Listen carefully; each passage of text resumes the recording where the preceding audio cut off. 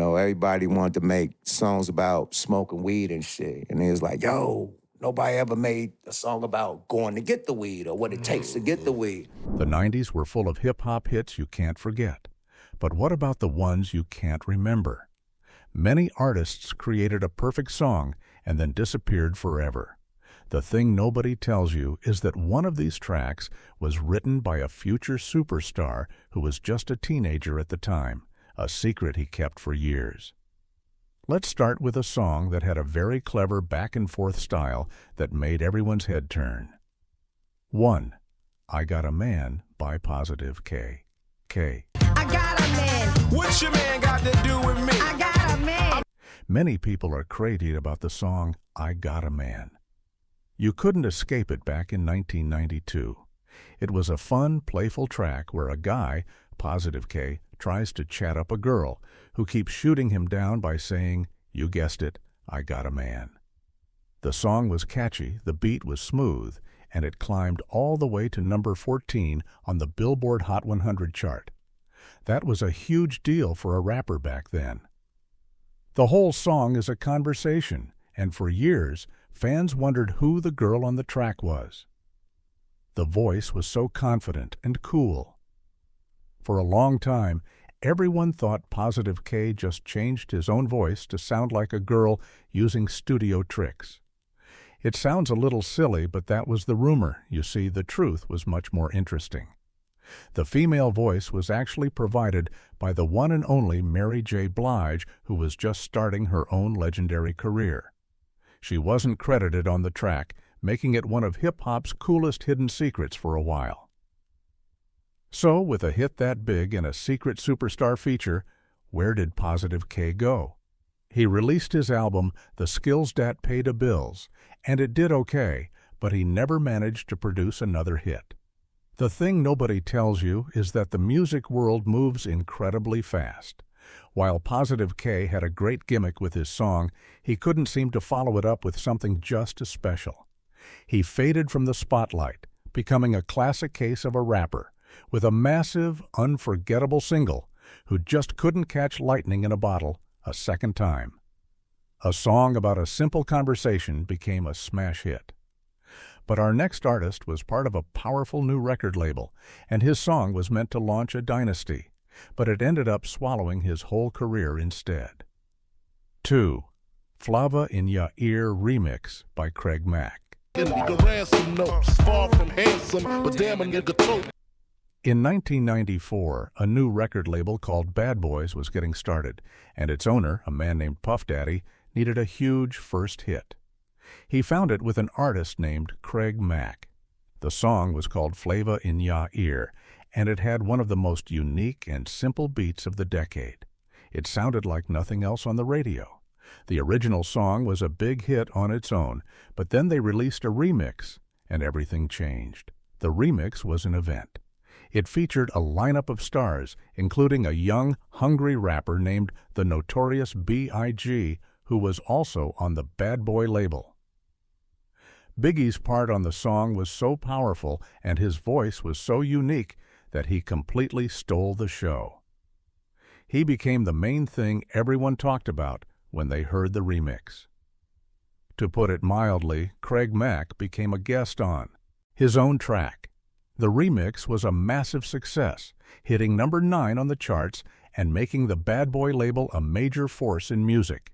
What many overlooked is that this success came at a cost for Craig Mack. While his song was a hit, his new label mate, Biggie, became the superstar. Biggie's own first album came out soon after and became one of the most famous hip-hop albums of all time.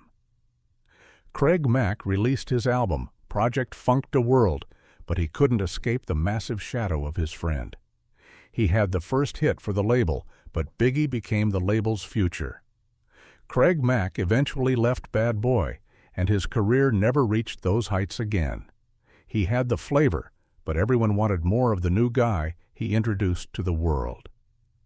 Craig Mack was overshadowed by a future legend from his own crew. Our next group also had a massive hit, but theirs was about something a little more low-key and became an anthem for a whole state. 3. I Got 5 on It by Lunas. I got some bucks on it, but it ain't enough on it. Go get the STID.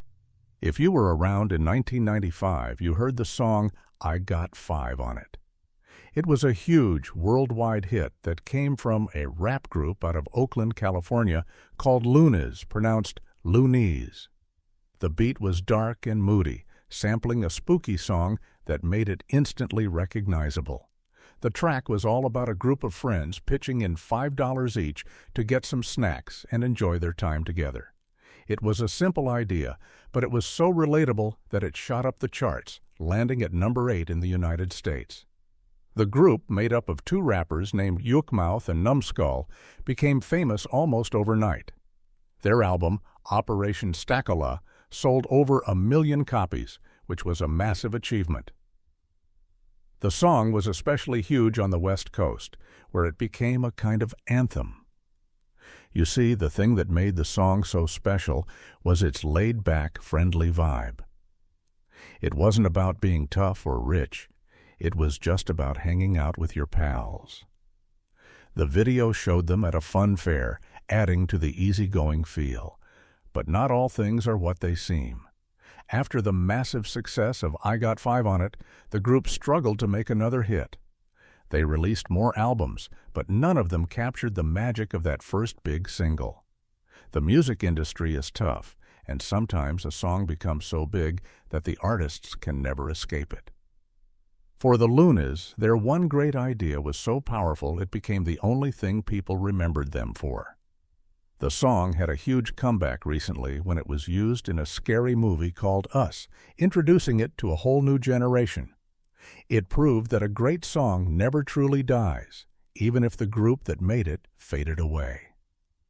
The Luniz made a friendly song that everyone loved, but the next group on our list had a completely different message, one of positivity and social change that took the world by storm before everything fell apart.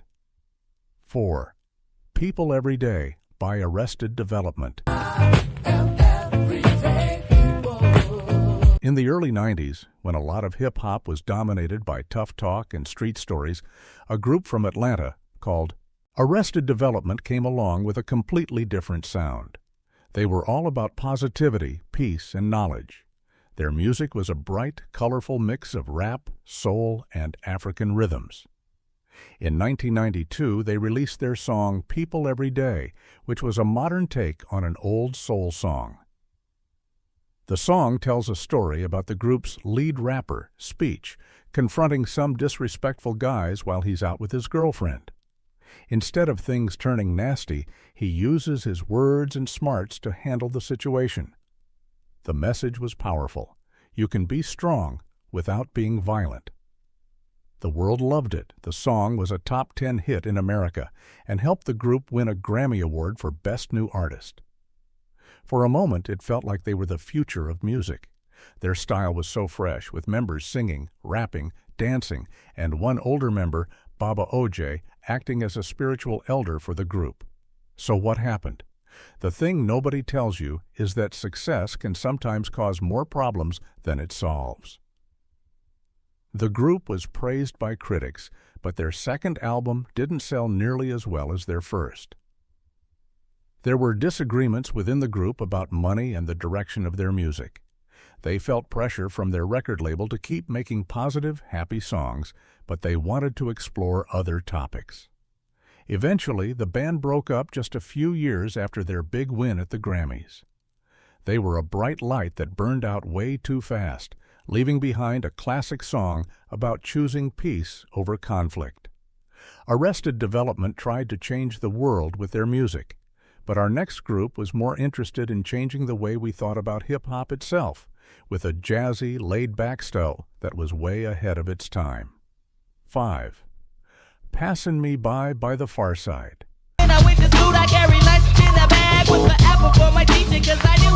Let's talk about a group called The Pharcyde, pronounced The Pharcyde. These guys were from Los Angeles, but they sounded nothing like the gangsta rap that was popular there in the early 90s. They were funny, weird, and incredibly creative. Their music was built on smooth, jazzy beats that made you want to just lean back and relax. In 1993, they released a song called Passin' Me By, and it became their masterpiece.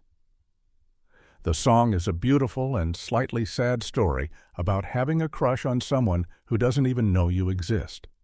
Each rapper in the group tells a personal story about a girl from their past, including one who was their elementary school teacher.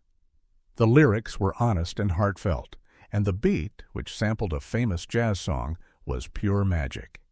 It was the kind of song that was perfect for a lazy afternoon. It wasn't a huge pop hit, only reaching number 52 on the main chart, but it was a massive critical success and a favorite on music video channels. So why did they never top it? You see, the very thing that made the Pharcyde special, their collection of unique personalities, was also what drove them apart. What many overlooked is that there was a lot of creative tension in the group. The main members, Trey Hardson and Fatlip, ended up leaving because of arguments over the group's musical direction. The original magic was gone. They were like a basketball team full of all-stars who couldn't figure out how to play together for the long run. They left behind a perfect song that still sounds amazing today, a timeless tune about love and missed connections. The Pharcyde's internal struggles ended their golden era. Our next artist also had a huge hit with a smooth vibe, but his career path took a surprising turn toward working behind the scenes with some of music's biggest future stars. 6. I'll Do For You by Father MC. Back in 1990, a rapper with a cool, calm voice named Father MC hit the scene. He had a unique style, blending hip-hop with the smooth sounds of a popular genre called New Jack Swing. His biggest song was called I'll Do For You, a romantic track where he promises to do anything for the girl he loves. The song was a certified hit, climbing to number 20 on the Billboard Hot 100. A huge part of the song's appeal was the beautiful singing on the chorus. And just like with Positive K, the singer was an uncredited future superstar. The vocals were provided by none other than Mary J. Blige in one of her very first appearances on a record. Her powerful voice gave the song its soulful heart. Father MC was signed to a very famous record label, Uptown Records, which was managed by a young, ambitious executive named Sean Combs, who would later be known as Puff Daddy. For a minute, it looked like Father MC was going to be a huge star. He had the looks, the sound, and the backing of a powerful team, but not all things are what they seem. While Father MC had a few other smaller hits, he never managed to create another song as big as I'll Do For You. The thing nobody tells you is that the music business is all about what's next. At Uptown Records, Sean Combs was busy developing other artists, like Jodeci and Mary J. Blige herself, who would go on to define the sound of the 90s. Father MC eventually shifted his focus from being in front of the microphone to working behind the scenes, helping to discover and develop new talent. He had his moment in the sun, but his lasting legacy might be the role he played in the early days of a music empire. Father MC's hit was a dance floor romance, but our next song was a pure party command, a simple track with a silly dance that took over the entire country. 7. Tootsie Roll by 69 Boys. Get ready to go back to 1994, a time when a new sound called Miami Bass was making waves. This music was all about huge, booming bass, fast tempos, and simple, catchy chants designed to get people dancing. The kings of this sound for one glorious summer were the 69 Boys with their monster hit, Tootsie Roll. The song was incredibly simple. It was basically a set of instructions for a dance, repeated over a thumping beat. To the left, to the left, to the right, to the right. It was impossible to get out of your head, the shahot. Song exploded, not just in the clubs, but all over the radio and on TV. It climbed all the way to number 8 on the Hot 100 chart. The video was a giant party, full of people doing the dance, and it made everyone want to join in. For a few months, you couldn't go to a school dance, a sporting event, or a party without hearing that booming bass and the call to do the Tootsie Roll. So what happened to the 69 Boys? You see, a song that is built on a specific dance fad can have a very short life. What many overlooked is that once the dance craze was over, people moved on to the next big thing. The 69 Boys were masters of the party chant, but they struggled to create another song with the same massive appeal. They continued to be popular in the South, especially in Florida and Georgia, but they never had another nationwide hit. They were the perfect example of being in the right place at the right time with the right sound, creating a moment of pure, simple fun that defined a summer and then gracefully faded away. The 69 Boys gave us a dance craze, but our next group gave us something much darker, a chilling look inside the mind that became a landmark song for an entire region of the country. 8. Mind Playing Tricks on Me by Geto Boys. So I'm watching my back. I can see him when I'm deep in the covers. In 1991, a hip-hop group from Houston, Texas, called the Geto Boys released a song that changed everything for Southern rap. The song was Mind Playing Tricks on Me, and it was unlike anything else on the radio. It wasn't a party song or a love song. Instead, it was a dark, spooky, and deeply personal track about paranoia and fear. The song features 3 members of the group, Scarface, Willie D, and Bushwick Bill, each telling a story about how their mind is turning against them. They talk about seeing things that aren't there and feeling like they're being followed. The beat is slow and haunting, built around a sad soul music sample. It was so honest and raw that it connected with listeners everywhere.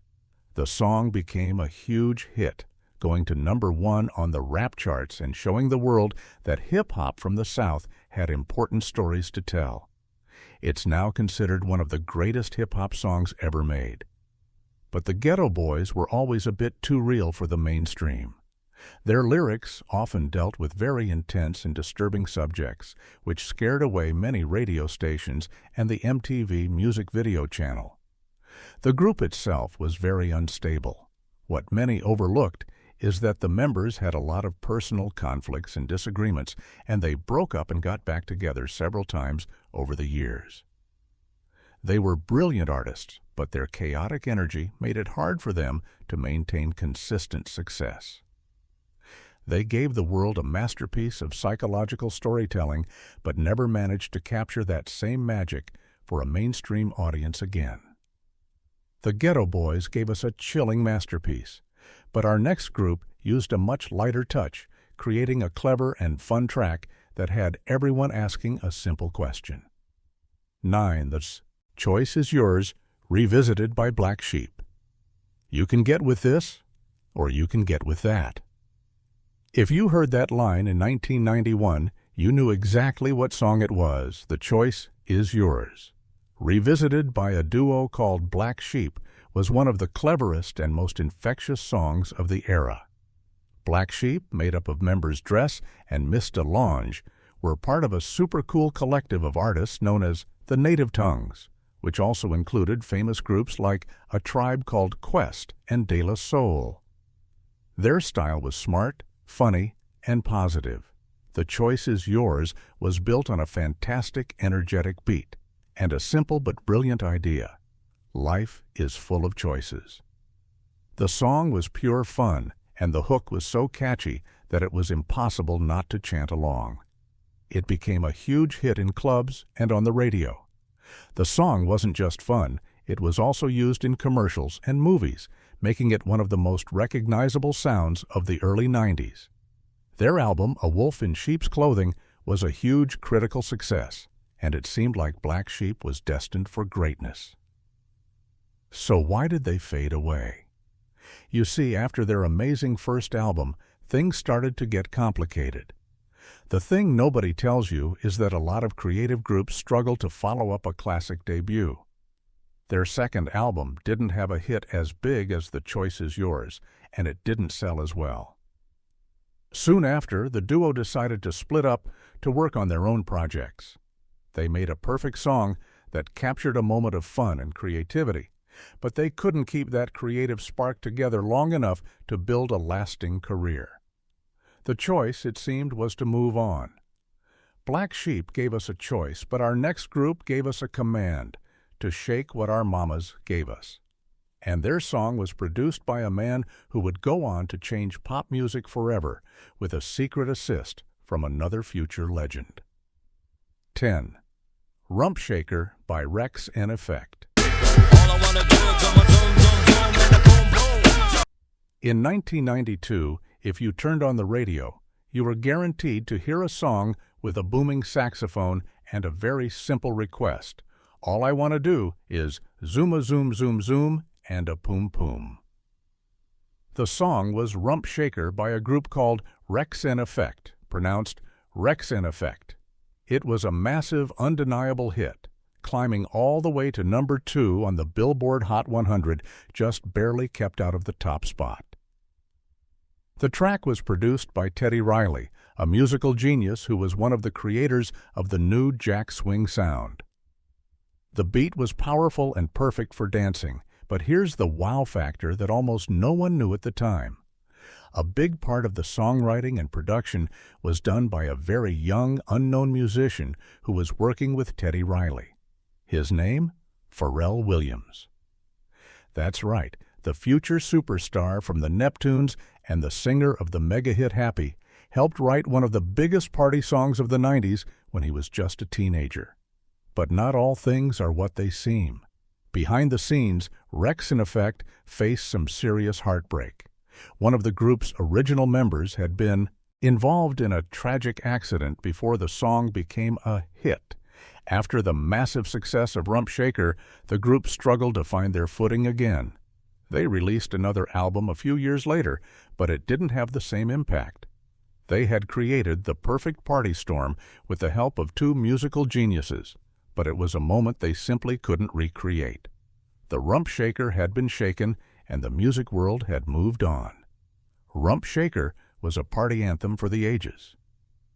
But as the 90s came to a close, a new sound from the South emerged, and our next song became the ultimate soundtrack for dance floors everywhere, with a title that was a little bit naughty.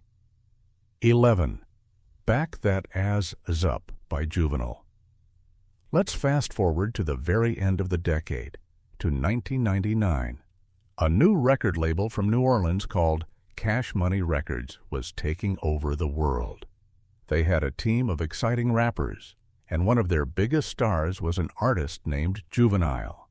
He released a song that would become one of the most iconic and lasting party anthems of all time, Back That Ass Up. As soon as you hear the opening strings of that song, you know what's coming. The beat, created by the legendary producer Mannie Fresh, is a masterpiece. It's classy, a little bit street, and absolutely perfect for dancing. The song was a monster hit, reaching number 19 on the Hot 100.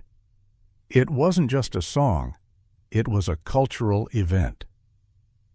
The phrase became a part of everyday language, and the song is still played at parties, weddings, and clubs to this day. It is guaranteed to get everyone on the dance floor. So if the song is so famous, why is Juvenile on this list? You see, while Juvenile was a huge star and had a number 1 album, this song became so gigantic that it overshadowed everything else he ever did. He had other hits, but none of them came close to the cultural impact of this one track. What many overlooked is that the Cash Money label he was on had a lot of internal drama. Juvenile eventually left the label over money disputes, which hurt his career momentum. He was a talented rapper, but he created a song that was bigger than he was, a timeless party starter that will likely be played for generations to come. Juvenile's hit is still a party favorite today, but our next artist was a member of the most unique and unpredictable rap group of all time, and his solo song was just as wild and weird as he was. 12. Shimmy Shimmy, Yeah, by Old Dirty Bastard. Baby, I like it raw. Oh, baby, I like it. From the strange and wonderful world of the Wu-Tang Clan came one of its most unique members, the one and only Old Dirty Bastard, or ODB for short. He was known for his bizarre half-rapping, half-singing style that nobody could copy. In 1995, he released his first solo album, and on it was a song that perfectly captured his chaotic energy, Shimmy, Shimmy, Ya. The song is incredibly simple. It's basically just a haunting piano loop and ODB's wild vocals. There's hardly any drum beat at all, which made it sound completely different from anything else in hip-hop. In the song, he famously says, "Ooh, baby, I like it raw." It was weird, it was catchy, and it was pure ODB. The song became his signature tune, a beloved classic for all Wu-Tang fans. It wasn't a massive pop hit, but it was huge in the hip-hop community. The thing nobody tells you is that ODB's life was just as chaotic as his music. He was a brilliant and creative artist, but he struggled with personal demons and had many run-ins with the law. His unpredictable behavior made it difficult for him to have a stable career. He was a beloved and one-of-a-kind talent, but his time in the spotlight was often messy and complicated. He passed away far too young, leaving behind a legacy as one of hip-hop's true originals. Shimmy, Shimmy, Ya remains the perfect snapshot of his untamed genius. ODB was a true original. Our next artist was also a trailblazer, a powerful woman who used her music to deliver a message that every woman needed to hear. 13. UNITY by Queen Latifah. Long before she was a famous actress in movies and on TV, Queen Latifah was one of the most respected rappers in the game. She was a powerful voice for women in a genre that was often dominated by men. In 1993, she released her most important and famous song, UNITY. The song was a direct response to the disrespectful language towards women that was common in some hip-hop songs at the time. Over a smooth, reggae-inspired beat, she asks a powerful question: who you callin' a B-word? She tells stories of domestic turmoil and street harassment, demanding respect for herself and for all women. The message was so strong and so necessary that the song became a huge hit, climbing to number 23 on the charts and winning her a Grammy Award. It was more than a song, it was a feminist anthem. So why is she on a list of one-hit wonders? What many overlooked is that while Queen Latifah was a respected and successful rapper, her career path was about to take a major turn. Soon after this song's success, she landed a starring role on a hit TV sitcom called Living Single. People saw that she wasn't just a great rapper, she was also a brilliant and funny actress. Her acting career exploded, and she became a huge Hollywood star. Music took a back seat to her work in movies. UNITY was her biggest and most impactful musical statement, a powerful message that launched her into a different kind of superstardom. Queen Latifah used her voice to demand respect. But what happens when you're a female rapper who is introduced on a song by one of the biggest rappers alive, only to vanish right after? That's our next story. 14. Can I Get a by Jay-Z, featuring J. Rule and Emil. In 1998, Jay-Z was on his way to becoming the king of hip-hop. He released a song called Can I Get a for a popular movie soundtrack, and it was a smash. The song featured a catchy hook from another up-and-coming rapper, Ja Rule, and a standout verse from a new female rapper named Emil. Emil was part of Jay-Z's crew, Roc-A-Fella Records, and this was her big introduction to the world. She had a confident voice and a tough attitude, and her part on the song was memorable. The track was a huge hit, peaking at number 19 on the Hot 100 and helping to make Jay-Z an even bigger star. It seemed like Emil was perfectly positioned to become the next big female rapper. She had the backing of one of the most powerful crews in music, But not all things are what they seem. Amil released her own solo album a couple of years later, but it didn't do very well. None of the songs on it came close to the success of her big feature with Jay-Z. Soon after, she disappeared from the music industry completely. For years, people wondered what happened. The thing nobody tells you is that Amil herself later said she was never really comfortable with the edgy image that was created for her. She was a young mom and felt out of place in the flashy world of hip-hop. She chose to walk away from fame to live a more private life. It's a rare story of someone who got a taste of the big time and decided it just wasn't for them. Amil chose a private life over the spotlight. Our next artist was another groundbreaking woman in hip-hop, but her biggest hit featured so many famous men that she almost got lost in the crowd. 15. Hot Boys Remix by Missy Elliott. Missy Elliott is a true music legend. She's a rapper, a singer, a writer, and a producer who has been making futuristic, creative music for decades. But back in 1999, she was still solidifying her spot as a superstar. She released a song called Hot Boys, and it had one of the coolest, most stripped-down beats ever made, courtesy of her brilliant producer friend, Timbaland. The song was a hit, but it was the remix that took it to another level. Missy packed the remix with an all-star team of male rappers, including legends like Nas and Q-Tip, and a hot new female rapper named Eve. The song was a monster, spending an incredible 18 weeks at #1 on the rap charts. That was a record at the time. It was a massive statement that Missy could hang with the best of them. So why consider it a one-hit wonder moment in a way? You see, the song was so dominated by its amazing beat and its long list of famous guests that it almost became bigger than Missy herself. While she has had dozens of hits, this particular one stands out because it was her single biggest chart topper on the rap charts, a record she held for years. It was a huge moment, but it's often remembered as a massive group effort rather than just a Missy Elliott song.